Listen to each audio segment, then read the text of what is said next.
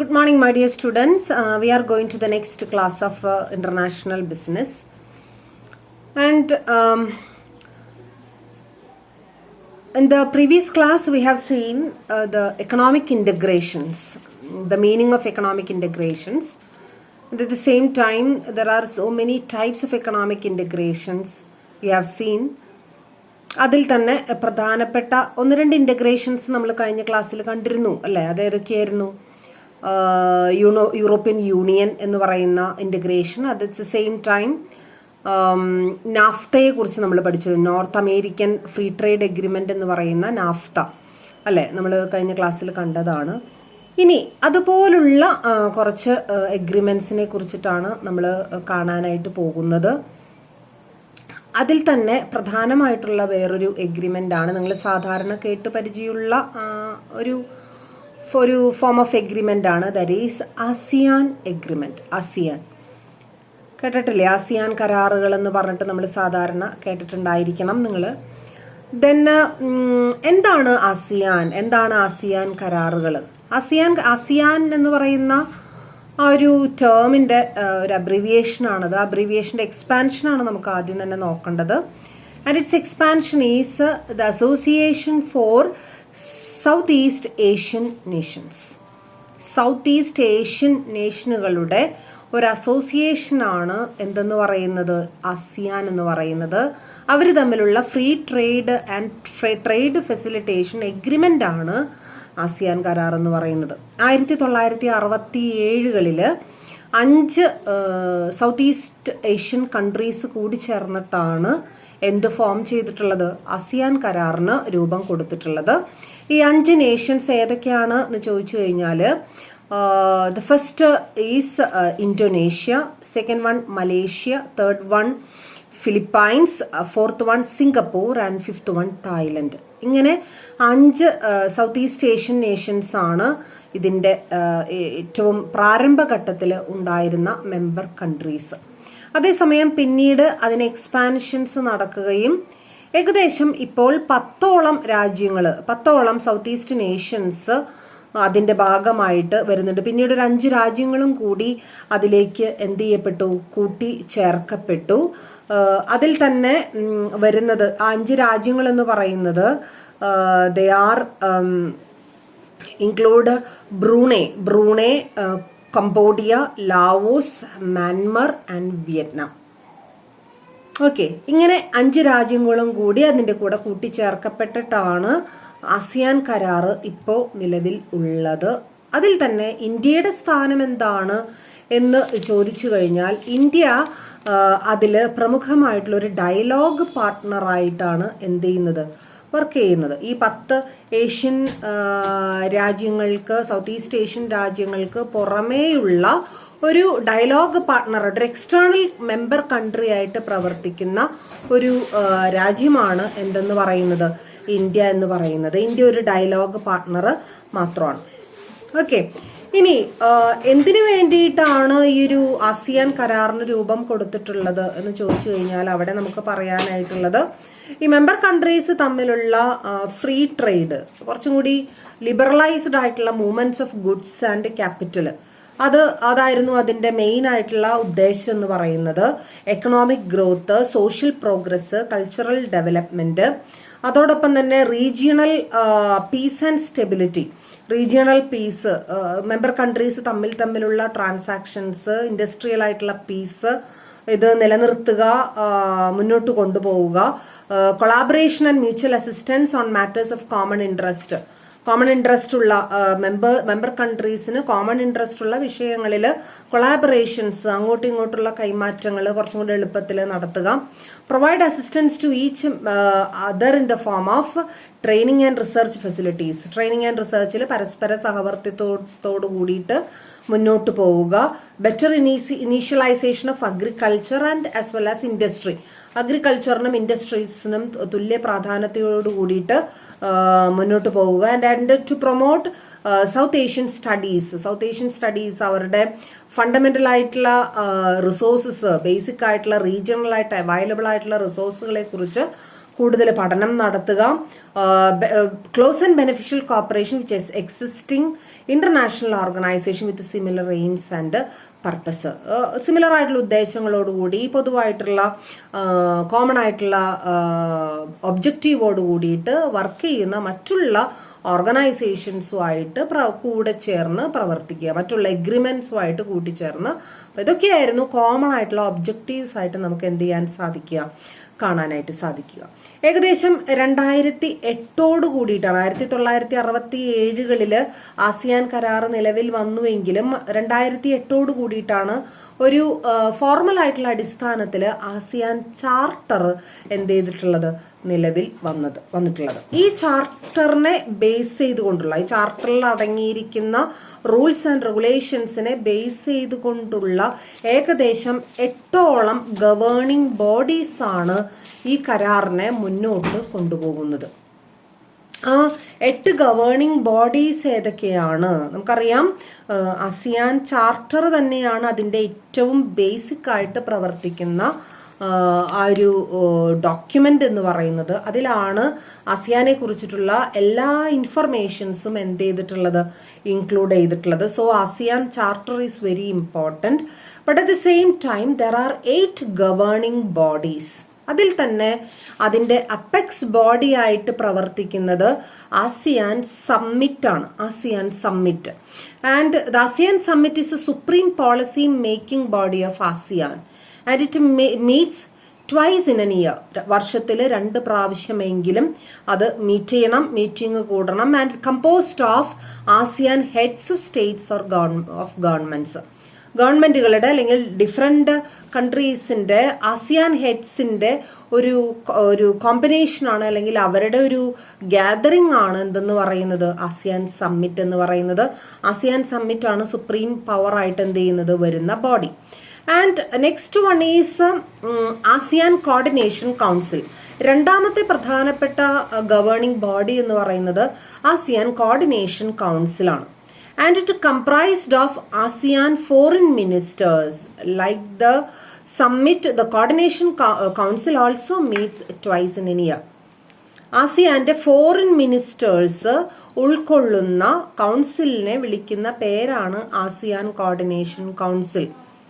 ASEAN summit കഴിഞ്ഞു കഴിഞ്ഞാൽ രണ്ടാമത്തെ ഇമ്പോർട്ടൻസ് ഉള്ള ബോഡിയാണ് ആസിയാൻ കോർഡിനേഷൻ കൗൺസിൽ എന്ന് പറയുന്നത്. ആസിയാന്റെ തന്നെ ഓരോ രാജ്യങ്ങളിലുമുള്ള ഫോറിൻ മിനിസ്റ്റർ, ഓരോ രാജ്യങ്ങളും മീൻസ് അതിന്റെ മെമ്പർ കൺട്രീസിലുള്ള 10 മെമ്പർ കൺട്രീസിലുള്ള ഫോറിൻ മിനിസ്റ്റേഴ്സ് ഉൾക്കൊള്ളുന്ന ബോഡിയാണ് ആസിയാൻ കോർഡിനേഷൻ കൗൺസിൽ എന്ന് പറയുന്നത്. ആസിയാൻ സമ്മിറ്റ് മീറ്റിംഗ് കൂടുന്നത് പോലെ തന്നെ വർഷത്തിൽ 2 പ്രാവശ്യമെങ്കിലും മീറ്റിംഗ് കൂടി വേണ്ട കാര്യങ്ങൾ തീരുമാനിക്കേണ്ടത് അവരുടെ ഉത്തരവാദിത്വമാണ്. ഇനി മൂന്നാമത്തേതെന്ന് പറയുന്നത് ആസിയാൻ കമ്മ്യൂണിറ്റി കൗൺസിൽസ് ആണ്. ആസിയാൻ കമ്മ്യൂണിറ്റി കൗൺസിൽസ്, അതായത് വിവിധ സെക്ടറുകളായിട്ട് തിരിച്ചുകൊണ്ട് അതിൽ തന്നെ 3 പ്രധാനപ്പെട്ട സെക്ടറുകളാണ് നമുക്കുള്ളത്. അതിൽ ഒന്നാമത്തത് ASEAN political security community council. Political ആയിട്ടുള്ള ഇൻട്രസ്റ്റുകളെ ബേസ് ചെയ്യുന്ന, അതിനെ മാത്രം ആ ഒരു ഫീൽഡിനെ മാത്രം കോൺസെൻട്രേറ്റ് ചെയ്യുന്ന council, that is political security community council. And next one is ASEAN economic community council. Economic ആയിട്ടുള്ള ഇൻട്രസ്റ്റുകളെ മാത്രം കോൺസെൻട്രേറ്റ് ചെയ്യുന്നത്.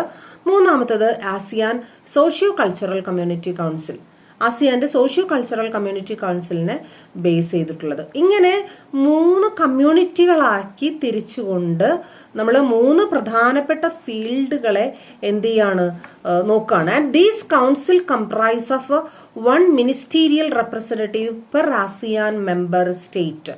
ഓരോ കൗൺസിലും, ഈ 3 കൗൺസിലിലും ഓരോ കൗൺസിലിലും മെമ്പർ സ്റ്റേറ്റ്സിന്റെ ഭാഗത്തു നിന്നുള്ള മിനിസ്റ്റീരിയൽ റെപ്രസെന്റേറ്റീവ്സ് എന്ത് ചെയ്യുന്നുണ്ട്, ഉൾക്കൊള്ളുന്നുണ്ട്. And each council's role is to coordinate the work of different sectoral bodies within their respective community. അവരുടെ കമ്മ്യൂണിറ്റിയിൽ പെടുന്ന, ഇവിടെ 3 കമ്മ്യൂണിറ്റികൾ നമ്മളിവിടെ കണ്ടു. ഒരെണ്ണം പൊളിറ്റിക്കൽ ഇൻട്രസ്റ്റ് നോക്കുന്നതാണ്, ഒരെണ്ണം എക്കണോമിക് ഇൻട്രസ്റ്റ് നോക്കുന്നതാണ്, ഒരെണ്ണം സോഷ്യോ കൾച്ചറൽ ഇൻട്രസ്റ്റ് നോക്കുന്നതാണ്. ഈ 3 വിഭാഗത്തിന്റെയും കീഴിൽ വരുന്ന സെക്ടറൽ ബോഡീസിനെ കോർഡിനേറ്റ് ചെയ്യുകയും അതിന്റെ പ്രവർത്തനങ്ങളെ വിലയിരുത്തുകയും മോണിറ്റർ ചെയ്യുകയും റിവൈസ് ചെയ്യുകയും ചെയ്യുക എന്നുള്ളതാണ് ഈ ഓരോ കമ്മ്യൂണിറ്റീസിന്റെയും പ്രധാനപ്പെട്ട ദൗത്യം എന്ന് പറയുന്നത്. So that is ASEAN Community Councils. And next one, fourth one is ASEAN Sectoral Ministerial Bodies. Sectoral Ministerial Bodies എന്ന് പറഞ്ഞു കഴിഞ്ഞാൽ it brings together the ministers of specific sectors. Specific ആയിട്ടുള്ള സെക്ടേഴ്സിനെ സെലക്ട് ചെയ്തുകൊണ്ട്, for example labor ministers of all member countries will make up one sectoral body. അല്ലെ, ഒരു example അവിടെ പറഞ്ഞിരിക്കുന്നതാണ്. Labour ministers അവരെല്ലാവരും കൂടി എല്ലാ മെമ്പർ കൺട്രീസിലെയും ലേബർ മിനിസ്റ്റേഴ്സിനെ മാത്രം ഒരുമിച്ച് കൂട്ടിയിട്ട് നമ്മൾ എന്ത് ഫോം ചെയ്യാണ്? ഒരു മിനിസ്റ്റീരിയൽ ബോഡി. ഓക്കെ, ദെൻ നമുക്ക് വേറെ ഒരു മിനിസ്റ്റീരിയൽ ബോഡി നമുക്ക് എന്ത് ചെയ്യാമുണ്ടാകും? കൊമേഴ്സ് ഡിപ്പാർട്ട്മെന്റ് മാത്രം നമ്മൾ ഒരുമിച്ച് കൂട്ടിയിട്ട് നമുക്ക് എന്ത് ചെയ്യാം? ഒരു മിനിസ്റ്റീരിയൽ ബോഡി നമുക്ക് എന്ത് ചെയ്യാം? ഉണ്ടാക്കാം. അങ്ങനെ എത്ര മിനിസ്റ്റീരിയൽ ബോഡീസ് നമുക്ക് ഉണ്ടാക്കാനായിട്ട് സാധിക്കും അത്രയും നമുക്ക് എന്ത് ചെയ്യാം? ഉണ്ടാക്കാം. ഏറ്റവും സെൻസിറ്റീവ് ആയിട്ടുള്ള മേഖലകളിൽ പ്രവർത്തിക്കുന്ന മിനിസ്റ്റേഴ്സിനെ കൂട്ടിയോജിപ്പിച്ചുകൊണ്ടുള്ള ബോഡി, അതാണ് ആസിയാൻ സെക്ടറൽ മിനിസ്റ്റീരിയൽ ബോഡീസ് നമ്മൾ കാണുന്നത്. ഇനി അഞ്ചാമതായിട്ട് വരുന്നത് the ASEAN and national secretariat. ASEAN or national secretariat ആണ്. It is located at Jakarta and supports the day-to-day working of ASEAN and headed by ASEAN Secretary General. ASEAN Secretary General ഇരിക്കുന്ന സ്ഥലമാണ്. എല്ലാ രാജ്യങ്ങളിൽ നിന്നുള്ള അംബാസഡേഴ്സ് ഉൾക്കൊള്ളുന്ന ഒരു concept ആണ് national secretariat എന്ന് പറയുന്നത്. And next one, ASEAN diplomatic representation. And it requires that each member state will have a permanent representative to ASEAN with the rank of an ambassador based Jakarta. And the Committee of Permanent Representative is tasked with supporting the work of ASEAN Community Council and ASEAN Secretarial Ministerial Bodies. Community നേരത്തെ നമ്മൾ പഠിച്ച community councils, secretarial bodies ഇവരെയൊക്കെ coordinate ചെയ്യുന്ന ഡ്യൂട്ടിയാണ് ആർക്കുള്ളത്? Diplomatic റെപ്രസെന്റേഷന് ഉള്ളത്. So that is seventh one. And sixth one, next one is ASEAN external relations dialogue partners. നേരത്തെ ഒരു ഡയലോഗ് പാർട്ട്നേഴ്സിനെ കുറിച്ച് പറഞ്ഞിരുന്നു. അതാണ് നമ്മുടെ ഇന്ത്യ ഉൾക്കൊള്ളുന്ന ഏകദേശം 12ഓളം രാജ്യങ്ങള് ഡയലോഗ് പാർട്ട്നേഴ്സായിട്ട് പ്രധാന ഉപദേശങ്ങളും ഹെൽപ്പുകളും പ്രത്യേകിച്ചും ഈ ഇന്റേണൽ ട്രേഡിനോടനുബന്ധിച്ചിട്ടുള്ള മെയിൻ ആയിട്ടുള്ള ട്രാൻസ്ഫോർമേഷൻസും ഉൾക്കൊള്ളുന്ന ഒരു ഒരു സെറ്റപ്പാണ് ഡയലോഗ് പാർട്ട്നേഴ്സ് എന്ന് പറയുന്നത്. ഏകദേശം 12ഓളം ഡയലോഗ് പാർട്ട്നേഴ്സ് ഉണ്ട്. അതിലും ആരും ഉൾപ്പെടുന്നുണ്ട്? ഇന്ത്യ കഴിഞ്ഞു കഴിഞ്ഞാൽ Australia, Canada, China, European union, Japan, New Zealand, south Korea, Russia, China ഇതുപോലുള്ള രാഷ്ട്രങ്ങളാണ് ഡയലോഗ് പാർട്ട്നേഴ്സായിട്ട് എന്ത് ചെയ്യുന്നത്? പ്രവർത്തിക്കുന്നത്. ഇനി അടുത്ത ഓർഗനൈസേഷൻ ബോഡി എന്ന് പറയുന്നത് ആസിയാൻ റീജിയണൽ ഫോറം ആണ്. ASEAN regional forum. ASEAN regional forum എന്ന് പറയുന്നത് it's an interconnecting link between ASEAN states and non ASEAN states. Non ASEAN സ്റ്റേറ്റ്സും ആസിയാൻ സ്റ്റേറ്റ്സും തമ്മിലുള്ള ഒരു കണക്ഷൻ കുറച്ചും കൂടി എളുപ്പത്തിലാക്കുന്ന, അവർ തമ്മിലുള്ള ഒരു പാർട്ടിസിപ്പേഷൻ എളുപ്പത്തിലാക്കുന്ന ഒരു ഇന്റർ കണക്ഷൻ ലിങ്ക് പോലെ പ്രവർത്തിക്കുന്ന ഫോറമാണ് ആസിയാൻ റീജിയണൽ ഫോറം എന്ന് പറയുന്നത്. ഓക്കെ, അപ്പം ഇങ്ങനെ ഏകദേശം 8ഓളം ബോഡീസാണ് ആസിയാൻ ചാർട്ടറിൽ ഉൾപ്പെട്ടിട്ടുള്ളത്. ഓരോന്നിനും വ്യക്തമായിട്ടുള്ള ഉദ്ദേശങ്ങളോട് കൂടിയിട്ടാണ് ആസിയാൻ ബോഡീസ് എന്ത് ചെയ്യപ്പെട്ടിട്ടുള്ളത്? ഫോർമുലേറ്റ് ചെയ്യപ്പെട്ടിട്ടുള്ളത്. ആസിയാൻ കരാറിൽ ഉള്ള മെമ്പർ സ്റ്റേറ്റ്സ് ആയിട്ടുള്ള 10 രാജ്യങ്ങളുടെയും 12 ഡയലോഗ് പാർട്ട്നേഴ്സിൻ്റെയും പ്രവർത്തനങ്ങൾ കുറച്ചും കൂടി കാര്യക്ഷമമായിട്ട് കൈകാര്യം ചെയ്യുക എന്നുള്ളതാണ് ഈ 8 ബോഡീസിൻ്റെയും പ്രവർത്തനം എന്ന് പറയുന്നത്.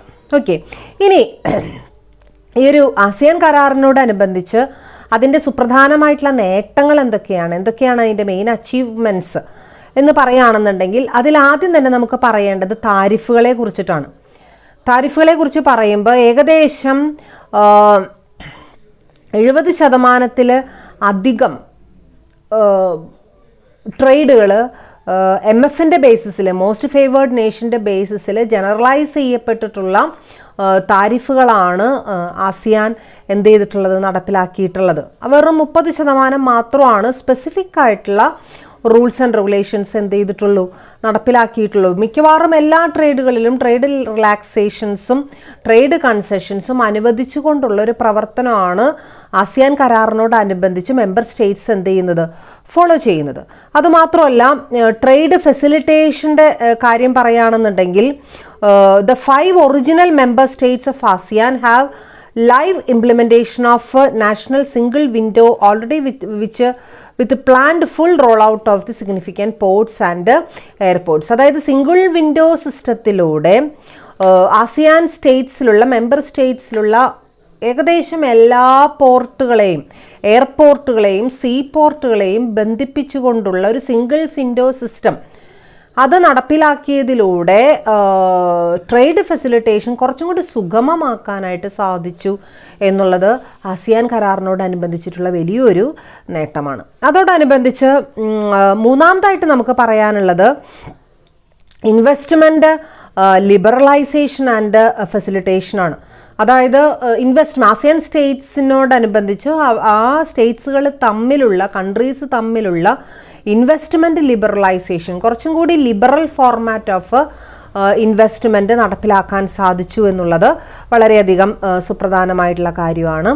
And likewise investment liberalise ചെയ്ത പോലെ തന്നെ സർവീസ് ലിബറലൈസേഷൻ കൊണ്ടുവരാനായിട്ട് സാധിച്ചു. And next one is ASEAN economic community in 2015 വളരെ റീസെൻ്റ് ആയിട്ട് നടപ്പിലാക്കിയ ആസിയാൻ എക്കണോമിക് കമ്മ്യൂണിറ്റി എന്ന് പറയുന്ന ആ ഒരു സംരംഭം. And it is a major milestone in the regional economic integration agenda. It offers opportunities in the form of huge market of $2.6 trillion and over 622 million people. 622 million ആൾക്കാർക്ക് ഉതകുന്ന അല്ലെങ്കിൽ അവർക്ക് helpful ആവുന്ന രീതിയിൽ ഏകദേശം $2.6 trillion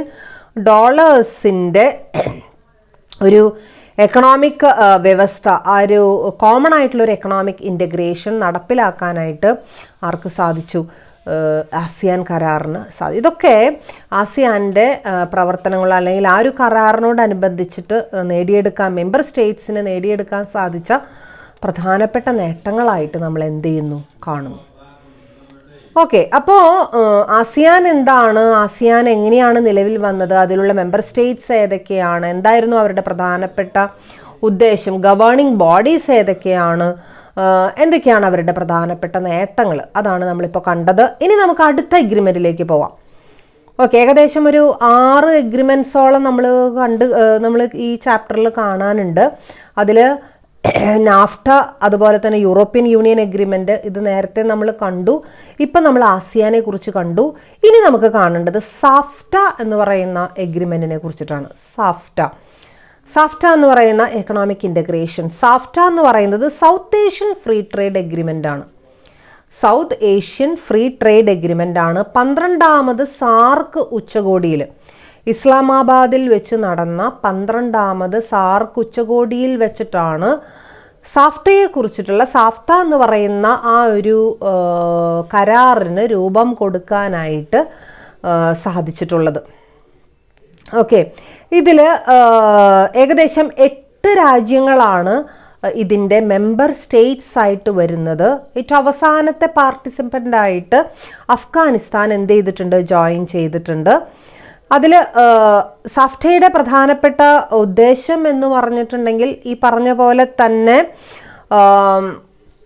ട്രേഡ് എഗ്രിമെൻറ്റ്സ് ഒന്നും കൂടി സുതാര്യമായിട്ടുള്ള രീതിയിൽ ട്രേഡ് ഫെസിലിറ്റേഷൻസ് മെമ്പർ സ്റ്റേറ്റ്സിൻ്റെ ഇടയിൽ നടക്കുക എന്നുള്ളതാണ് പ്രധാനപ്പെട്ട അതിൻ്റെ ഉദ്ദേശം എന്ന് പറയുന്നത്. അതിലത്തെ മെമ്പർ കൺട്രീസ് ആയിട്ട് വരുന്നത് Bangladesh, Bhutan, India, Maldives, Nepal, Pakistan, Sri Lanka and Afghanistan.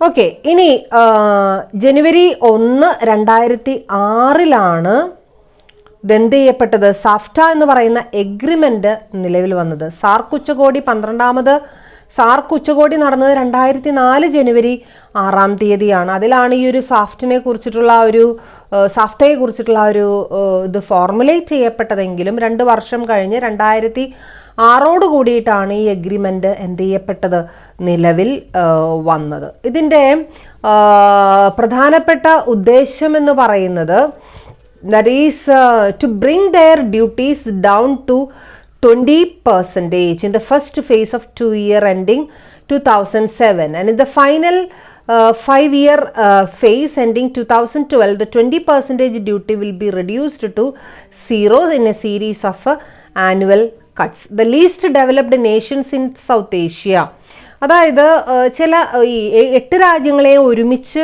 Consider ചെയ്യുന്നതിന് പകരം അതിൽ തന്നെ ലീസ്റ്റ് ഡെവലപ്ഡ് ആയിട്ടുള്ള നേഷൻസിനെയും അതുപോലെ കുറച്ചും കൂടി ഡെവലപ്മെൻ്റ് ഉള്ള നേഷൻസിലെയും തമ്മിൽ തരംതിരിച്ചുകൊണ്ടുള്ളൊരു സമീപനമാണ് എവിടെയിൽ സാഫ്ത എന്ന് പറയുന്ന എഗ്രിമെൻറ്റിൽ എന്ത് ചെയ്തിട്ടുള്ളത്, എടുത്തിട്ടുള്ളത്. അതിൽ തന്നെ ഇന്ത്യ, പാകിസ്ഥാൻ ആൻഡ് ശ്രീലങ്ക ഇതുപോലുള്ള കുറച്ചെങ്കിലും ഡെവലപ്മെൻ്റ് ഉള്ള സ്ഥലങ്ങളിൽ ഏകദേശം ഈ താരിഫിൻ്റെ കട്ടെന്ന് പറയുന്നത് 20% ആക്കി താഴ്ത്താനായിട്ട് സാധിച്ചു. അതേസമയം വീണ്ടും ഒരു 5 കൊല്ലത്തെ സമയം എടുത്തുകൊണ്ട് അതിനെ 0% താഴ്ത്താനായിട്ട് ഈ രാജ്യങ്ങൾക്ക് സാധിച്ചു. അതേസമയം നമുക്കറിയാം ലീസ്റ്റ് ഡെവലപ്ഡ് ആയിട്ടുള്ള രാജ്യങ്ങളെ സംബന്ധിച്ചിടത്തോളം താരിഫുകളും അതിനോടനുബന്ധിച്ചിട്ടുള്ള അതുകളായിരിക്കും അതിൻ്റെ മെയിൻ വരുമാനം എന്ന് പറയുന്നത്. അപ്പോൾ അതുകൊണ്ട് തന്നെ അത് നമുക്ക് പെട്ടെന്നൊരു കട്ട് കൊടുക്കാനായിട്ട് സാധിക്കില്ല. അതുപോലെ നേപ്പാൾ, ഭൂട്ടാൻ, ബംഗ്ലാദേശ്, അഫ്ഗാനിസ്ഥാൻ, മാൽദീവ്സ് പോലുള്ള രാജ്യങ്ങളിൽ അവിടെ താരിഫുകൾ നിലനിന്നിരുന്നു. അതേസമയം ഒരു കോൺസ്റ്റൻ്റ് ആയിട്ടുള്ള താരിഫ് കട്ടുകൾ കൊടുത്തുകൊണ്ട് വീണ്ടും അത് ചെറുതാക്കി കൊണ്ടുവരാനായിട്ട് ഉള്ളൊരു പരിശ്രമമാണ് സാഫ്റ്റയിലൂടെ എന്ത് ചെയ്തിട്ടുണ്ടായിരുന്നത്, നടന്നിട്ടുണ്ടായിരുന്നത്. ഓക്കെ, ആൻഡ് ഇതിൻ്റെ ബേസിക് ആയിട്ടുള്ള പർപ്പസ്, സാഫ്റ്റയുടെ ബേസിക് പർപ്പസ് എന്ന് പറഞ്ഞു കഴിഞ്ഞാൽ മെമ്പർ സ്റ്റേറ്റ്സ് തമ്മിൽ നിലവിലിരിക്കുന്ന കോമൺ ആയിട്ടുള്ള എഗ്രിമെൻറ്റുകൾ, പ്രത്യേകിച്ചും medium term agreements and long term agreements, short term എഗ്രിമെൻറ്റ്സിനെ കണക്കിലെടുക്കാതെ മീഡിയം ടേം എഗ്രിമെൻറ്റ്സും ഷോർട്ട് ടേം എഗ്രിമെൻറ്റ്സും എങ്ങനെ, പ്രത്യേകിച്ചും ട്രേഡ് എഗ്രിമെൻറ്റ്സ് എങ്ങനെയാണ് നമുക്കത് പെർഫോം ചെയ്യിപ്പിക്കാനായിട്ട് സാധിക്കുക, ആ ഒരു പെർഫോമൻസിൻ്റെ ഒരു തലത്തിലേക്ക് എങ്ങനെ അതിനെ ഉയർത്താനായിട്ട് സാധിക്കും, അതിന് വേണ്ട ക്രമീകരണങ്ങൾ, അതിന് വേണ്ട ട്രേഡ് ഫെസിലിറ്റീസ് ഒരുക്കി കൊടുക്കുക എന്നുള്ളതായിരുന്നു അതിൻ്റെ പ്രധാനപ്പെട്ട ഉദ്ദേശം. Supply and import assurance is respect of specific products, അതായത് ചില പ്രത്യേക പ്രോഡക്ട്സുകൾക്ക് ഇമ്പോർട്ട് ചെയ്യുന്നതിനുള്ള പ്രത്യേക ആനുകൂല്യങ്ങളും അതിനോടനുബന്ധിച്ചിട്ടുള്ള കാര്യങ്ങളും കൊടുത്തുകൊണ്ടാണ് ഈ ഒരു ലെവൽ അച്ചീവ് ചെയ്യാനായിട്ട് നമ്മൾ എന്ത് ചെയ്തിട്ടുള്ളത്, ശ്രമിച്ചിട്ടുള്ളത്. അപ്പോൾ അത് ആ ഒരു പർപ്പസോട് കൂടി ആ കോൺട്രാക്ട്സുകളെ പെർഫോം ചെയ്യിപ്പിക്കുക എന്നുള്ള ഉദ്ദേശത്തോട് കൂടിയിട്ടാണ് മെയിനായിട്ട് സാഫ്ത എന്ന് പറയുന്ന കോൺട്രാക്റ്റ് എന്ത് ചെയ്യപ്പെട്ടിട്ടുള്ളത്, ഫോം ചെയ്യപ്പെട്ടിട്ടുള്ളത്. ഇനി ഇതിൻ്റെ പ്രധാനപ്പെട്ട പ്രിൻസിപ്പിൾസ് ആയിട്ട് നമുക്ക് കാണാനായിട്ട് സാധിക്കുക റെസിപ്രോസിറ്റി എന്ന് പറയുന്ന റെസിപ്രോസിറ്റി എന്ന് വെച്ച് കഴിഞ്ഞാൽ മ്യൂച്വൽ ആയിട്ടുള്ള അണ്ടർസ്റ്റാൻഡിങ്ങിലൂടെ മ്യൂച്വൽ കോൺട്രാക്ട്സ് പരസ്പരം എങ്ങനെ കൈകാര്യം ചെയ്യാം എന്നുള്ളതാണ്. Reciprocity and mutuality of advantages so as to benefit equitably all contracting state, എല്ലാ കോൺട്രാക്ടിങ് സ്റ്റേറ്റുകൾക്കും ഈക്വൽ ആയിട്ടുള്ള ബെനിഫിറ്റ്സുകൾ കിട്ടുന്ന രീതിയിലുള്ള ഒരു സമീപനം, taking into account their respective level of income, economic and industrial development etcetera. ഇനി negotiation of tariff reforms step by സ്റ്റെപ്പായിട്ട് താരിഫുകൾ റിഫോം ചെയ്യുക. പ്രധാനമായും ലീസ്റ്റ് ഡെവലപ്ഡ് ആയിട്ടുള്ള നേഷൻസും ഡെവലപ്ഡ് ആയിട്ടുള്ള നേഷൻസിനെയും വേർതിരിച്ചുകൊണ്ട് എങ്ങനെ അത് നടപ്പിലാക്കാനായിട്ട് സാധിക്കും. അതുപോലെ തന്നെ recognition of special needs of least developed contracting, special ആയിട്ടുള്ള നീഡ്സുകൾ, ലീസ്റ്റ് ഡെവലപ്ഡ് നേഷൻസിൻ്റെ സ്പെഷ്യൽ നീഡ്സിനെ മനസ്സിലാക്കുകയും അത് വേണ്ടും വിധം അതിനെ സപ്പോർട്ട് ചെയ്യുന്ന രീതിയിൽ പ്രവർത്തിക്കുകയും ചെയ്യുക. Inclusion of all products, manufacturers and commodities in their raw, semi processed and processed form, മിക്കവാറും എല്ലാ പ്രോഡക്ട്സുകളെയും കരാറിൻ്റെ പരിധിയിൽ ഉൾപ്പെടുത്തുക. അത് പ്രോസസ്ഡ് ആണെങ്കിലും സെമി പ്രോസസ്ഡ് ആണെന്നുണ്ടെങ്കിലും അൺപ്രോസസ്ഡ് ആണെന്നുണ്ടെങ്കിലും അതിനെ ഈ കരാറിൻ്റെ പരിധിയിൽ ഉൾപ്പെടുത്തുക. ഇതൊക്കെയായിരുന്നു അതിൻ്റെ മെയിൻ ആയിട്ടുള്ള പ്രിൻസിപ്പൽസ് ആയിട്ട് നമുക്ക് എന്ത് ചെയ്യാനായിട്ട് സാധിക്കുക, കാണാനായിട്ട് സാധിക്കും. ഇനി അതിൻ്റെ പ്രധാനപ്പെട്ട ഒബ്ജക്റ്റീവ്സ് എന്താണ്? നമ്മുടെ സാഫ്ത എന്ന് പറയുന്ന കരാറിൻ്റെ സുപ്രധാന ഒബ്ജക്റ്റീവ്സ് എന്താണ് എന്ന് ചോദിച്ചു കഴിഞ്ഞാൽ അതിൽ ഒന്നാമത്തെ objective elimination of barriers in trade ആണ്. ട്രേഡ് ബാരിയർ, അതുകൊണ്ടാണ് നമ്മൾ താരിഫ് കട്ട് എന്ന് പറയുന്ന ഒരു സമ്പ്രദായം നമ്മൾ എന്ത് ചെയ്തത്, കൊണ്ടുവന്നത്. And next one, promoting conditions for fair competition in the free trade area. Free trade ഏരിയയിൽ ഫെയർ കോമ്പറ്റീഷൻ കൊണ്ടുവരാനായിട്ട് സാധിക്കുക. മൂന്നാമതെന്ന് പറയുന്നത് creating effective mechanism for the implementation of application of the agreement for its joint administration and for the resolution of disputes. അതായത് കരാറിൽ പറഞ്ഞിരിക്കുന്ന കാര്യങ്ങൾ വ്യക്തമായിട്ടും അത് ശക്തമായിട്ടും നടപ്പിലാക്കുന്നതിന് വേണ്ട ഉള്ളൊരു മെക്കാനിസം, സ്ട്രോങ് ആയിട്ടുള്ളൊരു മെക്കാനിസം ഡെവലപ്പ് ചെയ്യുകയും അഥവാ എന്തെങ്കിലും ഡിസ്പ്യൂട്ട്സോ കാര്യങ്ങളോ ഉണ്ടാവുന്ന പക്ഷം അതിന് തീർപ്പ് കൽപ്പിക്കുകയും ചെയ്യുക.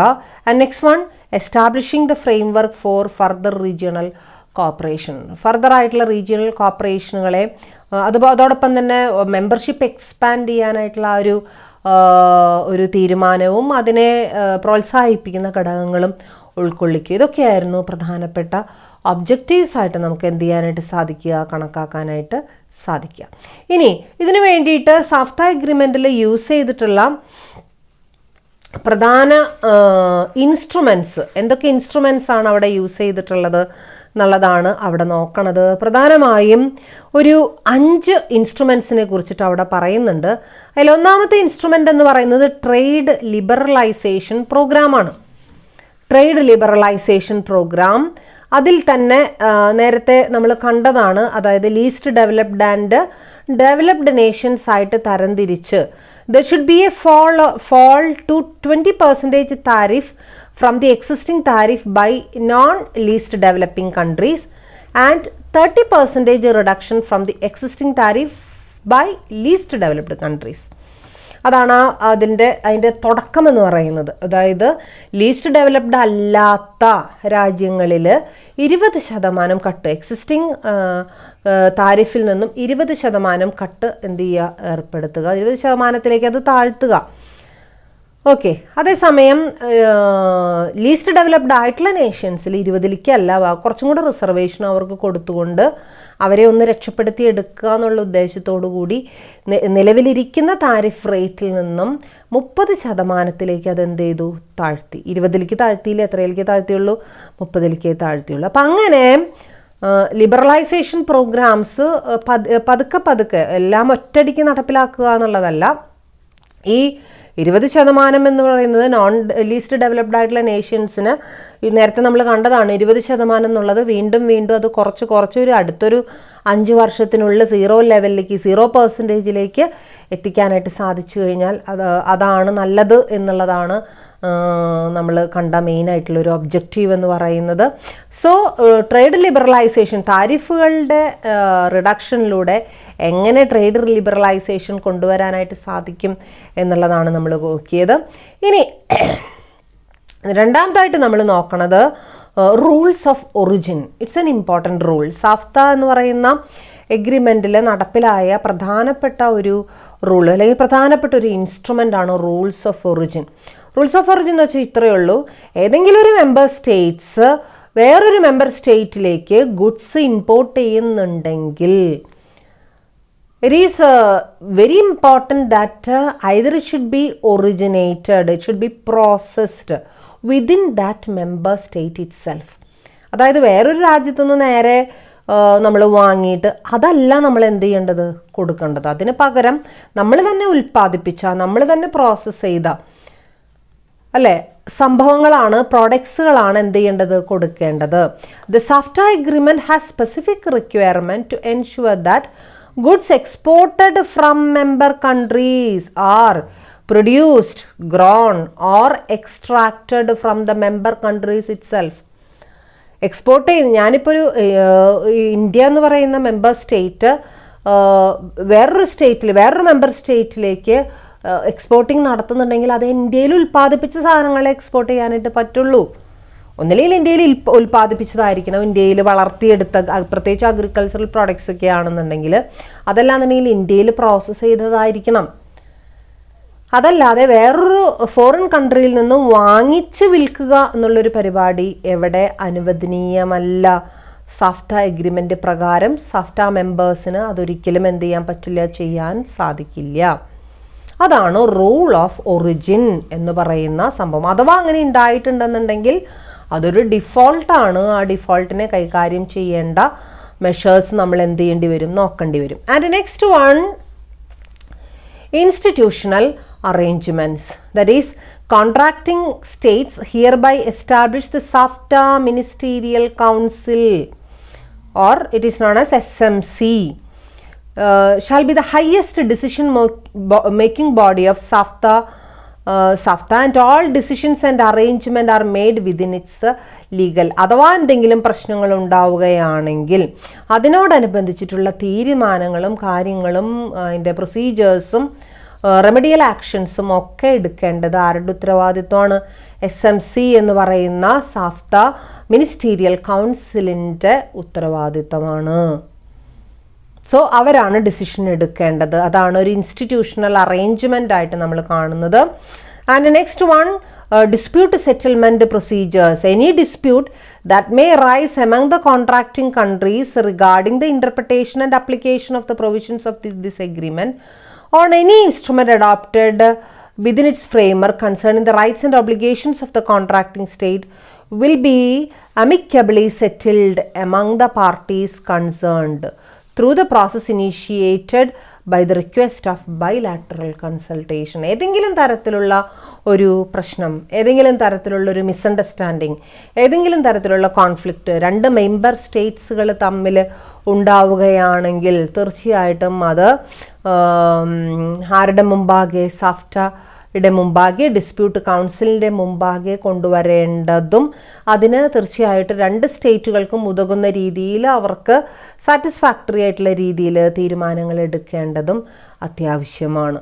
And next one is safe guard measures. Safe guard ചെയ്യാനായിട്ടുള്ള മെഷേഴ്സ് എന്തൊക്കെയാണ്? That is, in any product which is subject to matter of concession under this agreement is imported to the territory of a contracting state such a manner on such a quantity as to cause therein the serious injury to the citizens of that country. It's an important thing. അതായത് ഏതെങ്കിലും തരത്തിൽ ഏതെങ്കിലും member states വേറൊരു member സ്റ്റേറ്റിന് കൊടുക്കുന്ന പ്രോഡക്ട്സുകൾ it causes any serious injury to the citizens of the other member state. അത് import ചെയ്യുന്ന മെമ്പർ സ്റ്റേറ്റിലെ ആളുകൾക്ക് സീരിയസ് ആയിട്ടുള്ള എന്തെങ്കിലും ഇഞ്ചുറീസ് സംഭവിക്കുകയാണെങ്കിൽ തീർച്ചയായും അത് അന്വേഷിക്കാനും എങ്ങനെയാണ് ആ ഒരു സംഭവം ഉണ്ടായത്, എന്തുകൊണ്ടാണ് സംഭവിച്ചത് എന്നുള്ളത് അന്വേഷിക്കാനായിട്ടുള്ള ഒരു governing body that is may pursuant to an investigation by the competent authority of that contracting party conducted in accordance with the provisions set out in the article and suspend temporarily the concession granted under the provision of agreement. അപ്പോൾ നമ്മൾ സാധാരണ രീതിയിൽ പറയുന്ന പോലെ അന്വേഷണ വിധേയമായിട്ട് suspend ചെയ്യാന്നൊക്കെ കേട്ടിട്ടുണ്ടാവും നിങ്ങൾ. അതേപോലെ തന്നെ നമ്മൾ ആ ഒരു ഇൻവെസ്റ്റിഗേഷൻ നടക്കുന്നിടത്തോളം കാലം അവരുമായിട്ടുള്ള ട്രേഡ് എന്ത് ചെയ്യില്ല, നടത്തില്ല. ആ ട്രേഡിങ് ആക്ടിവിറ്റീസൊക്കെ സസ്പെൻഡ് ചെയ്തുകൊണ്ടുള്ളൊരു പ്രവർത്തനമാണ് അവിടെ എന്ത് ചെയ്യുക, നടത്തുക. അപ്പോൾ ഒരിക്കലും നമ്മൾ മെമ്പർ സ്റ്റേറ്റ്സ് തമ്മിലുള്ള ഒരു ട്രേഡ് എന്ന് പറയുമ്പോൾ അതിൽ ഇമ്പോർട്ട് ചെയ്യുന്ന അല്ലെങ്കിൽ എക്സ്പോർട്ട് ചെയ്യുന്ന ഗുഡ്സുകൾ ഒരു തരത്തിലും മറ്റുള്ള സ്റ്റേറ്റ്സിലെ അല്ലെങ്കിൽ എവിടേക്കാണോ നമ്മൾ എക്സ്പോർട്ട് ചെയ്യുന്നത് അവിടെയുള്ള ആൾക്കാരെ ഡയറക്റ്റായിട്ടോ ഇൻഡയറക്റ്റായിട്ടോ അല്ലെങ്കിൽ ശാരീരികമായിട്ടോ മാനസികമായിട്ടോ ഒരിക്കലും എന്ത് ചെയ്യാൻ പാടില്ല, ബാധിക്കാൻ പാടില്ല. അങ്ങനെ ബാധിച്ചു കഴിഞ്ഞാൽ അത് അന്വേഷണത്തിന് വിധേയമാകേണ്ടി വരും. മാത്രമല്ല അവരുമായിട്ടുള്ള ട്രേഡ് എഗ്രിമെൻറ്റ്സ് തൽക്കാലത്തേക്ക് നിർത്തിവെക്കേണ്ട, അന്വേഷണം കഴിയുന്നത് വരെ നിർത്തിവെക്കേണ്ട ഒരു അവസ്ഥയിലേക്ക് വരികയും ചെയ്യും. അപ്പോൾ ഇത്രയാണ് അതിൻ്റെ നമ്മൾ എടുത്തിരിക്കുന്ന സാഫ്റ്റയിൽ നമ്മൾ എടുക്കുന്ന പ്രധാനപ്പെട്ട ടൂൾസ് അല്ലെങ്കിൽ പ്രധാനപ്പെട്ട മെക്കാനിസംസ്. ഏതൊക്കെയാണ് നമ്മൾ കണ്ടേ? Trade liberalisation programme, rules of origin, institutional arrangements, dispute settlement procedure, safe guard measures.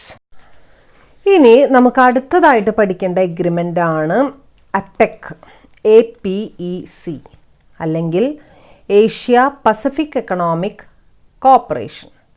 Okay, Asia Pacific അതായത് പസഫിക് റിമ്മിലുള്ള ഏകദേശം 21ഓളം രാജ്യങ്ങളുടെ ഒരു കൂട്ടായ്മയും അതുപോലെ തന്നെ ഏഷ്യൻ കൺട്രീസിൻ്റെ കൂട്ടായ്മയും കൂടി ഉൾക്കൊള്ളുന്നതാണ് അപ്പെക് ഇൻസ്റ്റിറ്റ്യൂഷൻസ് എന്ന് പറയുന്നത്. അതായത് ഏഷ്യ പസഫിക് റീജിയണിലൂടെ ട്രേഡ് നടത്തുന്ന both Asian and Pacific Nations ഉൾക്കൊള്ളുന്ന ഒരു എഗ്രിമെൻ്റ് ആണ് ദിസ് അപ്പെക് എന്ന് പറയുന്ന എഗ്രിമെൻ്റ്, അല്ലെങ്കിൽ ഏഷ്യ പസഫിക് എക്കണോമിക് കോർപ്പറേഷൻ എന്ന് പറയുന്ന സംഭവം. The near of western Pacific ocean ഏകദേശം സമാന്തരമായ അല്ലെങ്കിൽ അടുത്തുകൂടി പോകുന്ന ഒരു ട്രേഡ് റൂട്ടാണ് ഏഷ്യ പസഫിക് റീജിയൺ എന്ന് പറയുന്നത്. And it typically includes most of east Asia, south east Asia and Oceania. ഇതൊക്കെ ഉൾക്കൊള്ളുന്നതാണ് ആ ഒരു ഏഷ്യ പസഫിക് റീജിയൺ എന്ന് പറയുന്നത്. And it was established in 1989. അതായത് ഏഷ്യ പസഫിക് എക്കണോമീസിൻ്റെ കൂടുതലായിട്ട് വരുന്ന ഇൻ്റർ ഡിപ്പെൻഡൻസ് പല കാര്യങ്ങൾക്കും വേണ്ടി, especially for transportation, especially for storage facilities, insurance facilities, these countries are interdepending. ആ ഒരു ഇൻ്റർഡിപ്പെൻഡൻസ് വർദ്ധിച്ചു വരുന്ന ഒരു സാഹചര്യത്തിലാണ് ഏഷ്യ പസഫിക് എഗ്രിമെൻ്റ് എന്ത് ചെയ്യപ്പെട്ടത്, ഒപ്പുവെക്കപ്പെട്ടത് എന്നുള്ളതാണ് നമുക്ക് പറയാനായിട്ട് സാധിക്കുക.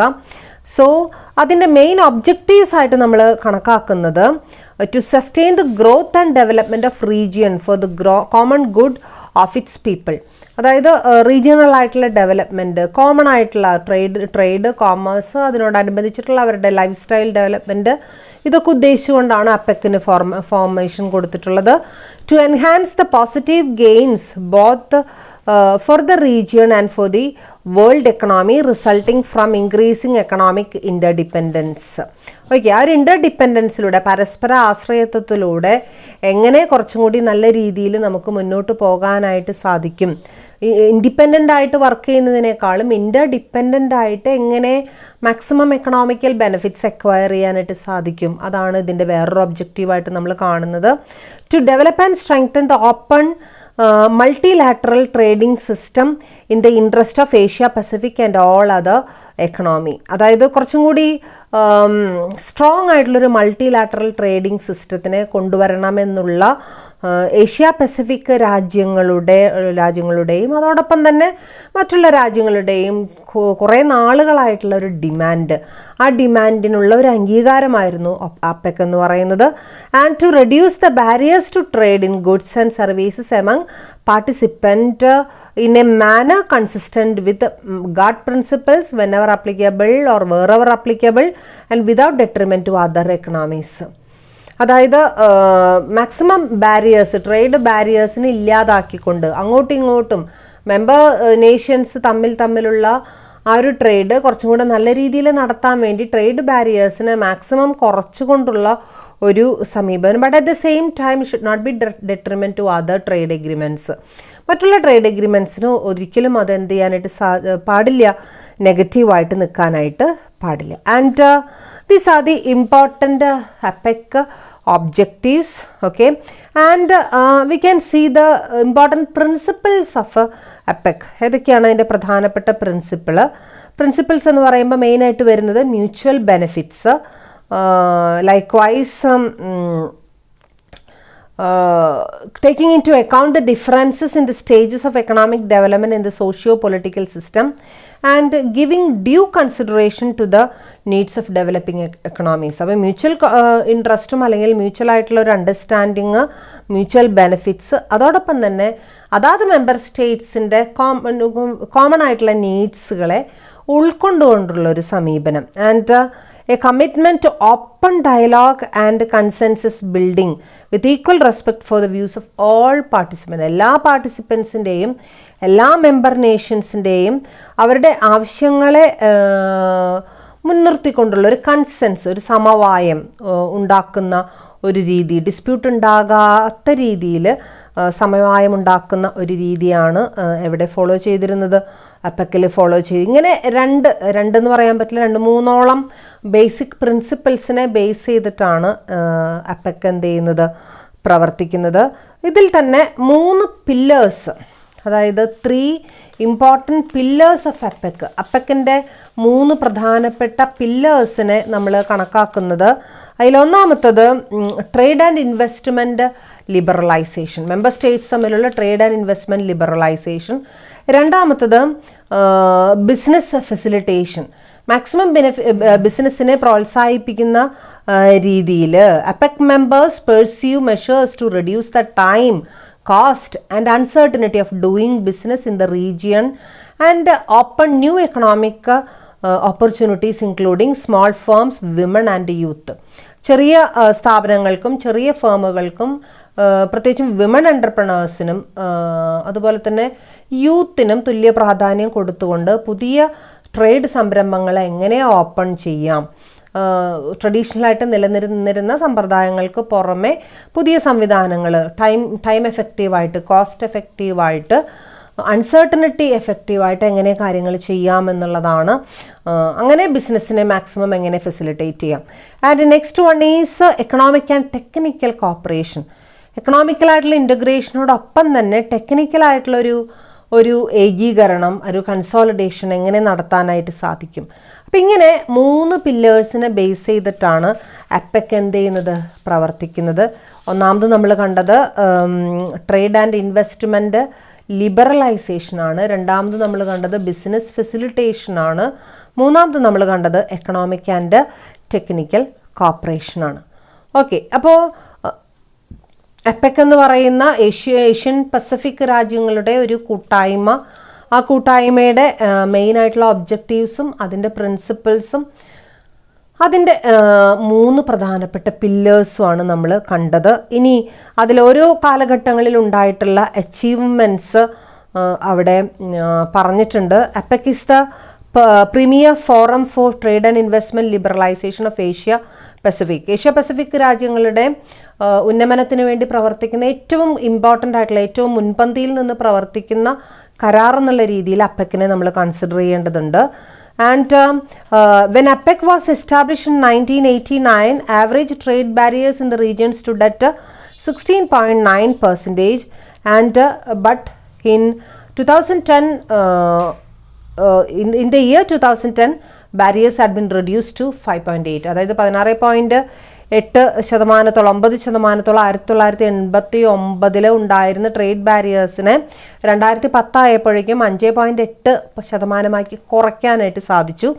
അത് വലിയൊരു നേട്ടമായിട്ട് കരുതുന്നു. And as a consequence of intra-APEC merchandise trade has grown from $1.7 trillion in 1989 to $9 trillion in 2010. 89-ല് $1.7 trillion ഉണ്ടായിരുന്നത് 2010 ആയപ്പോഴേക്കും $9.9 trillion ആയിട്ട് ഇൻക്രീസ് ചെയ്തു. അതുപോലെ തന്നെ total trade, apex total trade എന്ന് പറയുന്നത് $3.1 trillion നിന്നും 16.8, എല്ലാം സ്റ്റാറ്റിസ്റ്റിക്സ് ആണ് പറഞ്ഞിരിക്കുന്നത്, 16.8 trillion ആയിട്ട് മൊത്തം ട്രേഡ് എന്ത് ചെയ്തു, ഇൻക്രീസ് ചെയ്തു. And 48 free trade agreements has been signed between apex members. ഏകദേശം 48ഓളം ഇത് ട്രേഡ് എഗ്രിമെൻറ്റ്സ് 2011 എൻ്റർ ചെയ്തിട്ടുണ്ടായിരുന്നു അപ്പെക് ഇൻസ്റ്റിറ്റ്യൂഷൻസ് തമ്മിൽ. പക്ഷേ അത് 48 എന്നുള്ളത് there are currently 42 free trade agreements in force between, ഇപ്പോൾ അത് ഏകദേശം 42 ഫ്രീ ട്രേഡ് എഗ്രിമെൻറ്റ്സ് ആണുള്ളത്.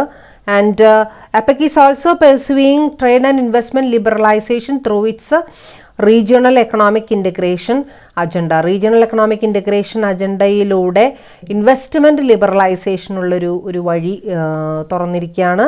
And the development of 15 model measures for free trade areas is that serve as a reference for APEC members. ഒരു model measures apex രാജ്യങ്ങൾക്ക് follow ചെയ്യാവുന്ന 15ഓളം models follow ചെയ്യാവുന്ന 15 models develop ചെയ്തിട്ടുണ്ട് എന്നുള്ളത് കുറച്ചും കൂടെ കാര്യങ്ങൾ എളുപ്പത്തിലാക്കാനായിട്ട് സാധിക്കുന്നു.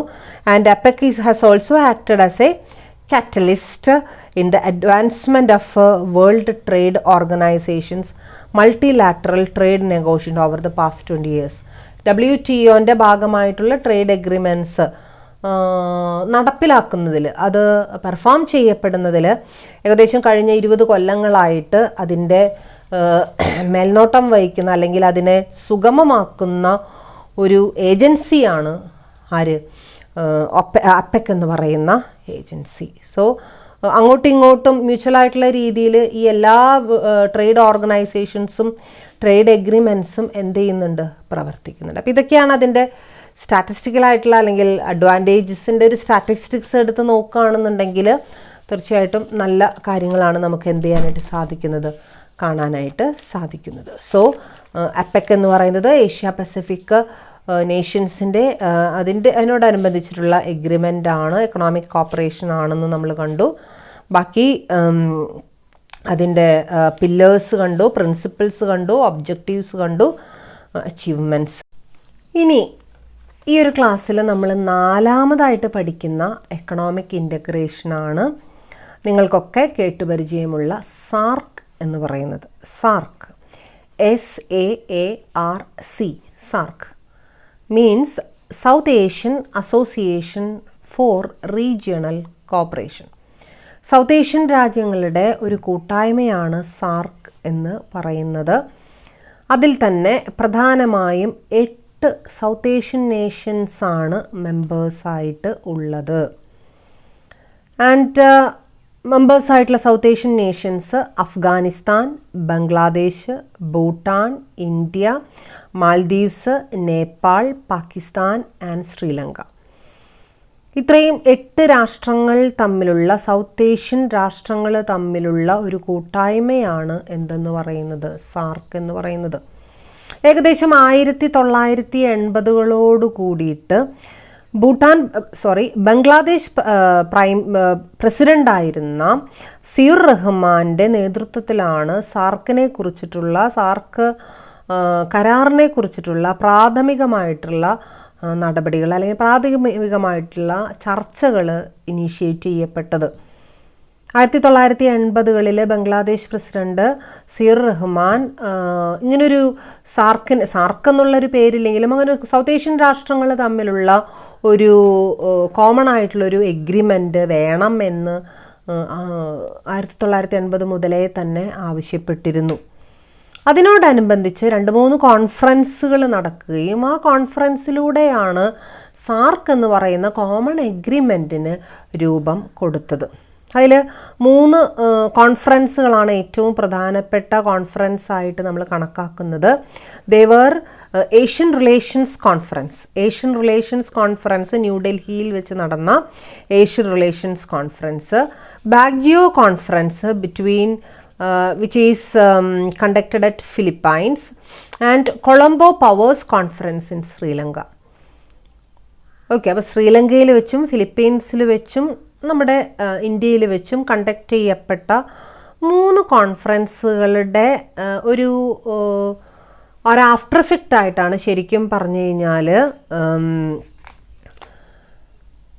എന്ത് രൂപം കൊണ്ടത്, സാർക്ക് എന്ന് പറയുന്ന എഗ്രിമെൻറ്റിന് രൂപം കൊടുത്തത്. ആൻഡ് ഈ ആദ്യത്തെ സാർക്ക് ഉച്ചകോടി, സാർക്ക് സമ്മിറ്റ് നടന്നത് 1985 ഡിസംബർ 8 ഓക്കെ, 1985 ഡിസംബർ 8 ഏറ്റവും ആദ്യത്തെ സാർക്ക് ഉച്ചകോടി നടത്തപ്പെട്ടത്. അതിൻ്റെ head quarters നേപ്പാളിലുള്ള കാഠ്മണ്ഡുവാണ്.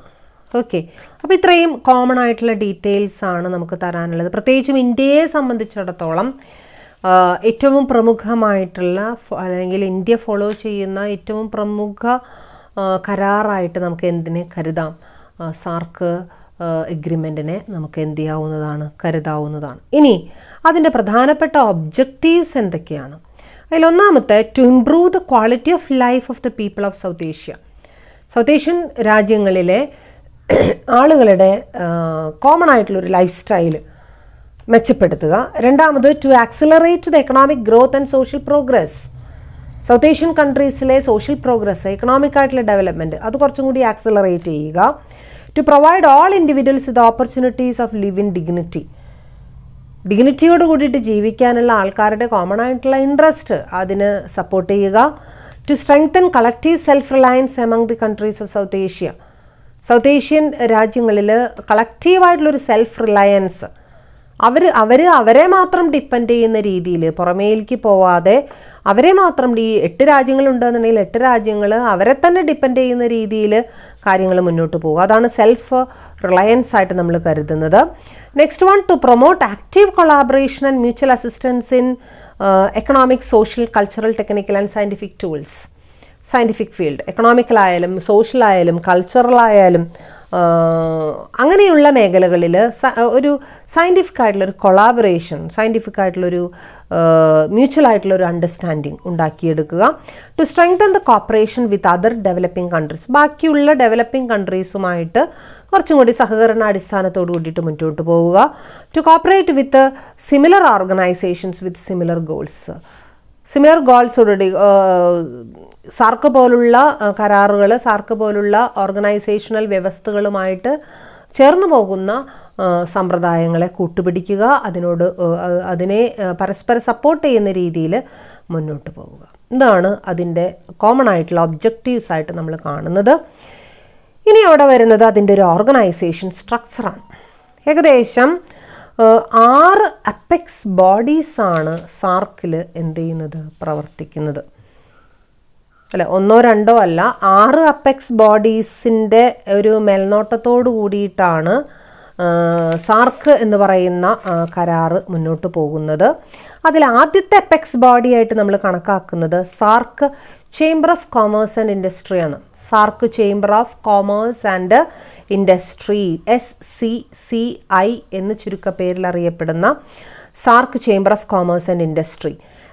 It encourages regional trade by creating business linkage among the enterprises of the region. Business ലിങ്കേജുകളെ പ്രോത്സാഹിപ്പിച്ചുകൊണ്ട് ഈ ഒരു ഏരിയയിൽ വരുന്ന ട്രേഡ് സ്ഥാപനങ്ങൾ മറ്റുള്ള ട്രേഡ് സ്ഥാപനങ്ങളുമായിട്ട് കോമൺ ആയിട്ടുള്ളൊരു ലിങ്കേജിലൂടെ കാര്യങ്ങൾ സുഗമമായിട്ട് നടത്തുക. അതാണ് സാർക്ക് ചേംബർ ഓഫ് കോമേഴ്സ് ആൻഡ് ഇൻഡസ്ട്രിയുടെ പ്രധാനപ്പെട്ട ദൗത്യം എന്ന് പറയുന്നത്. രണ്ടാമത്തത് സാർക്ക് ലോ ആണ്. 2 പ്രധാനപ്പെട്ട ഒബ്ജക്റ്റീവ്സ് ആണ് സാർക്ക് ലോയിനുള്ളത്. First one is disseminating of information. Second one is promote and understanding of the concerns and developments. ഇനി മൂന്നാമത്തെ ഓർഗനൈസേഷണൽ ബോഡിയാണ് South Asian federation of accountants. South Asian SAFA എന്ന് പറയുന്ന South Asian federation of accountants. The organization came into existence in 1984. The sole objective behind this was strengthening and serving the accountancy profession in South Asian region.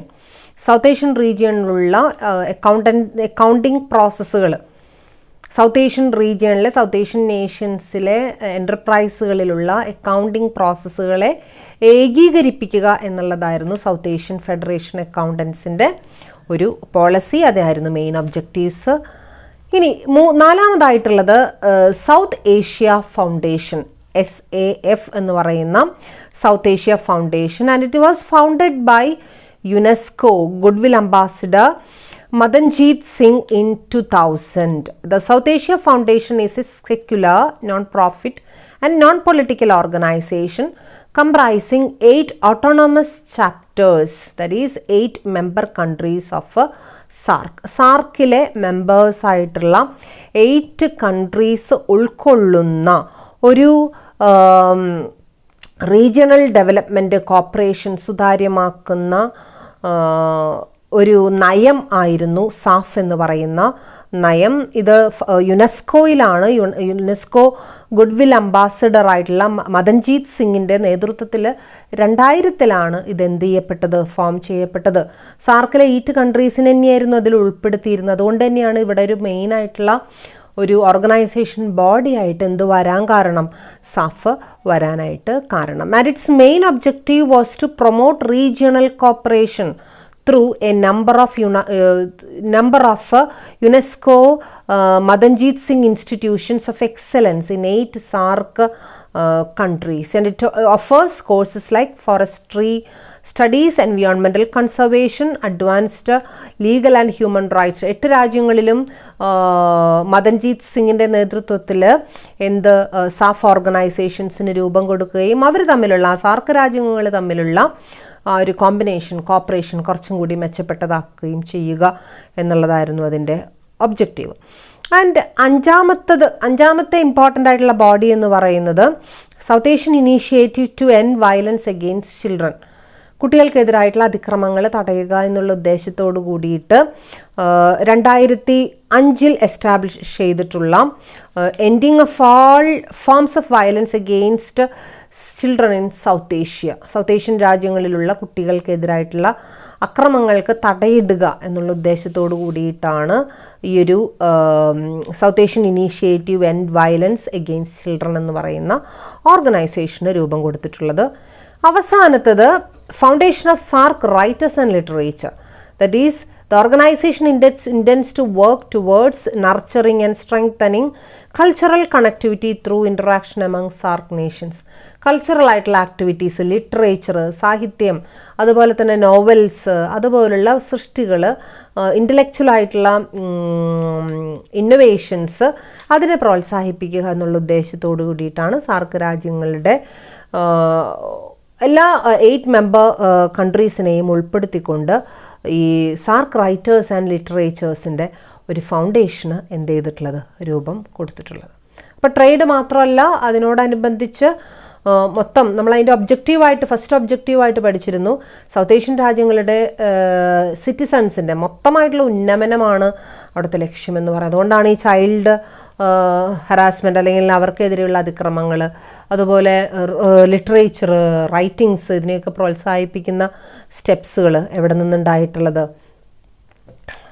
സാർക്കിൻ്റെ ഭാഗത്തു നിന്ന് ഉണ്ടായിട്ടുള്ളത്. So ഇത്രയും 6 governing ബോഡീസാണ് ഏത് കരാറിന് മേൽനോട്ടം വഹിക്കുന്നത്, സാർക്ക് കരാറിന് മേൽനോട്ടം വഹിക്കുന്നത്. ഇനി അതുകൊണ്ട് നേരത്തെ നമ്മൾ പഠിച്ചിരുന്നു, സാഫ്റ്റ എന്ന് പറയുന്ന ആ ഒരു ഇമ്പോർട്ടൻ്റ് ആയിട്ടുള്ള എഗ്രിമെൻറ്റിന് നേതൃത്വം കൊടുത്തത് 12ാമത് സാർക്ക് ഉച്ചകോടിയിലാണ്.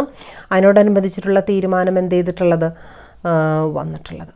ഓക്കെ, ഇനി നമുക്കതിൻ്റെ സാർക്കിൻ്റെ മെയിനായിട്ടുള്ള അച്ചീവ്മെൻറ്റ്സ് എന്തൊക്കെയാണെന്ന് നോക്കാം. പ്രധാനമായും ഒരു 5 ഫീൽഡുകളാണ് നമ്മളിവിടെ കോൺസെൻട്രേറ്റ് ചെയ്യുന്നത്. അതിൽ തന്നെ എക്കണോമിക് ഫീൽഡ്, തീർച്ചയായും ട്രേഡിനെ ബേസ് ചെയ്തുകൊണ്ടുള്ള എക്കണോമിക് ഫീൽഡിലാണ് ഇവിടുത്തെ മുൻതൂക്കമുള്ളത്. രണ്ടാമത്തെ ഫീൽഡ് എന്ന് പറയുന്നത് education, sports, culture and media, ഇതിനെല്ലാത്തിനെയും കൂടെ കമ്പൈൻ ചെയ്തിട്ടുള്ള രണ്ടാമത്തെ ഫീൽഡ്. മൂന്നാമത്തത് സയൻസ് ആൻഡ് ടെക്നോളജി. നാലാമത്തത് അഗ്രികൾച്ചറൽ ആൻഡ് റൂറൽ ഡെവലപ്മെൻറ്റ്. അഞ്ചാമത്തത് ഇന്ത്യ ആൻഡ് സാർക്ക്, ഇന്ത്യയും സാർക്കും തമ്മിലുള്ള ആ ഒരു ബന്ധം, ഇന്ത്യ ഒരു മെമ്പർ സ്റ്റേറ്റ് എന്നുള്ള രീതിയിൽ എങ്ങനെയാണ് ഡെവലപ്മെൻറ്റ് ഉണ്ടായത്. എക്കണോമിക് ഫീൽഡ് എന്ന് പറയുമ്പോൾ പ്രത്യേകിച്ച് സാഫ്റ്റ പോലുള്ള എഗ്രിമെൻറ്റിൻ്റെ ഒരു ക്രിയേഷൻ തീർച്ചയായിട്ടും എക്കണോമിക് ഡെവലപ്മെൻറ്റിന് എന്ത് ചെയ്തിട്ടുണ്ട്, സഹായിച്ചിട്ടുണ്ട്. അതോടൊപ്പം തന്നെ എഡ്യൂക്കേഷൻ, സ്പോർട്സ്, കൾച്ചർ, മീഡിയ ഫീൽഡുകളിൽ പ്രത്യേകിച്ചും സ്കോളർഷിപ്പ് പോലുള്ള നിരവധി ആനുകൂല്യങ്ങൾ, കോഴ്സസ്, സ്കോളർഷിപ്സ്, ഫെലോഷിപ്പ്, പല തരം സബ്ജക്റ്റുകളിൽ ഇതുപോലുള്ള സംരംഭങ്ങൾ ഉണ്ടാക്കാനായിട്ട് സാധിച്ചു. അതുപോലെ തന്നെ സയൻസ് ആൻഡ് ടെക്നോളജി ഫീൽഡ് എന്ന് പറയുമ്പോൾ പ്രത്യേകിച്ചും കൺസ്ട്രക്റ്റീവായിട്ടുള്ള എക്സ്ചേഞ്ചുകൾ, areas of solar energy, bio fertilizer, low cost housing, electronics, recycling of waste water, development of technology for ഈ മേഖലകളിലൊക്കെ സയൻസ് ആൻഡ് ടെക്നോളജിയിൽ കൊളാബറേഷൻസും അതുപോലുള്ള സംരംഭങ്ങളും. അഗ്രികൾച്ചറൽ ആൻഡ് റൂറൽ ഡെവലപ്മെൻറ്റ്, പ്രത്യേകിച്ചും seminars, training courses relating to agriculture and rural development have taken place at the initiative. സാർക്കിൻ്റെ നേതൃത്വത്തിൽ നിരവധി സെമിനാറുകളും ക്ലാസ്സുകളും. ഇനി ഇന്ത്യയും സാർക്കും തമ്മിലുള്ളൊരു ബന്ധം അല്ലെങ്കിൽ എന്താണ് അച്ചീവ്മെൻറ്റ് എന്ന് പറഞ്ഞു കഴിഞ്ഞാൽ പ്രത്യേകിച്ചും സൗത്ത് ഏഷ്യൻ രാജ്യങ്ങൾ, ഇന്ത്യയെ പോലുള്ള മറ്റ് സൗത്ത് ഏഷ്യൻ രാജ്യങ്ങളുടെ വലിയ രീതിയിലുള്ള കോപ്പറേഷൻ നേടിയെടുക്കാനായിട്ട് ഇന്ത്യക്ക് സാധിച്ചു എന്നുള്ളത് വളരെയധികം നേട്ടമാണ്. At the same time Indo Pak റിലേഷൻഷിപ്പിലുണ്ടായിട്ടുള്ള വിള്ളലുകൾ അതിനൊരു വെല്ലുവിളിയും എന്ത് ചെയ്തിട്ടുണ്ട്, ഉയർത്തിയിട്ടുണ്ട് എന്നുള്ളതിന് സംശയമില്ല. But at the same time അത് എന്തിനെ ബാധിക്കുന്നതല്ല, സാർക്കിൻ്റെ പൊതുവായിട്ടുള്ള നയത്തെയോ പൊതുവായിട്ടുള്ള പ്രവർത്തനങ്ങളെയോ അതെന്ത് ചെയ്യുന്നില്ല, ബാധിക്കുന്നില്ല എന്നുള്ള ശുഭാപ്തി വിശ്വാസത്തോടു കൂടിയിട്ടാണ് നമുക്കത് എന്ത് ചെയ്യാനായിട്ട് സാധിക്കുക, അവസാനിപ്പിക്കാനായിട്ട് സാധിക്കുക. അപ്പോൾ ഈ മേഖലകളിലൊക്കെ ഇന്ത്യയെ സംബന്ധിച്ചിടത്തോളവും വളരെയധികം നേട്ടങ്ങൾ ഉണ്ടാക്കാനായിട്ട് സാധിച്ചിട്ടുണ്ട് എന്നുള്ളതാണ് നമുക്ക് പറയാനായിട്ട് സാധിക്കുക. അപ്പോൾ സാർക്കിനെ കുറിച്ച്, സാർക്കിൻ്റെ ആ ഒരു മെമ്പർ കൺട്രീസും അതിൻ്റെ ഒരു ഹിസ്റ്ററിയും ഒബ്ജക്റ്റീവ്സും ഓർഗനൈസേഷണൽ പാറ്റേണും അതിനോടനുബന്ധിച്ച് ഇമ്പോർട്ടൻ്റ് ആയിട്ടുള്ള അച്ചീവ്മെൻറ്റ്സും ആണ് നമ്മളിവിടെ എന്ത് ചെയ്തത്, കണ്ടത്. ഓക്കെ, അപ്പോൾ ഇതോട് കൂടിയിട്ട് നമ്മുടെ എക്കണോമിക് ഇൻ്റഗ്രേഷൻസ്, ഇവിടെ എക്കണോമിക് ഇൻ്റഗ്രേഷൻസിൽ നമ്മൾ 6 ഇമ്പോർട്ടൻ്റ് ആയിട്ടുള്ള ഇൻ്റഗ്രേഷൻസ് ആണ് കണ്ടത്. നിങ്ങൾക്ക് കൺഫ്യൂഷൻ വരാൻ പാടില്ല, അവിടെ റമ്പർ ഇട്ട് നിങ്ങൾ വെക്കുക. ഏതൊക്കെയാണ് 6 എന്ന് പറഞ്ഞു കഴിഞ്ഞാൽ, ആദ്യം നമ്മൾ പഠിച്ചത് യൂറോപ്യൻ യൂണിയനെ കുറിച്ചിട്ടാണ്, പിന്നീട് നമ്മൾ പഠിച്ചത് നാഫ്റ്റയെ കുറിച്ചിട്ടാണ് അല്ലേ. മൂന്നാമതായിട്ട് നമ്മൾ കണ്ടത് ആസിയാൻ കരാറായിരുന്നു. നാലാമതായിട്ട് നമ്മൾ കണ്ടത് അപ്പെക് കരാറിനെ കുറിച്ചിട്ടായിരുന്നു. അഞ്ചാമതായിട്ട് നമ്മൾ കണ്ടത് സാഫ്റ്റ എന്ന് പറയുന്ന എഗ്രിമെൻറ്റിനെ കുറിച്ചിട്ടായിരുന്നു. ആറാമതായിട്ട് നമ്മൾ കണ്ടത് സാർക്ക് കരാറിനെ കുറിച്ചിട്ടാണ്. ഇതൊക്കെ ഈ ലോകത്തിൽ നിലനിൽക്കുന്ന ഇമ്പോർട്ടൻ്റ് ആയിട്ടുള്ള എഗ്രിമെൻറ്റുകളാണ് എന്ന് അറിഞ്ഞിരിക്കേണ്ടതാണ്. പ്രത്യേകിച്ചും ഇന്ത്യ പാർട്ടിസിപ്പേഷനുള്ള, ഇന്ത്യയുടെ മെമ്പർഷിപ്പ് വരുന്ന കരാറുകൾ ഏതൊക്കെയാണെന്ന് മനസ്സിലാക്കുകയും എത്രത്തോളം ഇന്ത്യ അതിൽ ആ കരാറുകളിലൂടെ ബെനിഫിറ്റഡ് ആണെന്ന് മനസ്സിലാക്കുകയും ചെയ്യേണ്ടത് ഒരു ഇന്ത്യൻ പൗരൻ എന്നുള്ള നിലയ്ക്ക് നമ്മുടെ ഉത്തരവാദിത്വമാണ്. സോ ഈ 6 കരാറുകൾ പഠിക്കുക. ഇനി നമുക്ക് അടുത്തതായിട്ട് കാണേണ്ടത് ഇൻ്റർനാഷണൽ ഫിനാൻഷ്യൽ ഇൻസ്റ്റിറ്റ്യൂഷൻസിനെ കുറിച്ചിട്ടാണ്. ഇൻ്റർനാഷണൽ ഫിനാൻഷ്യൽ ഇൻസ്റ്റിറ്റ്യൂഷൻസിനെ കുറിച്ചിട്ടാണ് അടുത്ത ക്ലാസ്സിൽ നമുക്ക് കാണാം. Okay, thank you.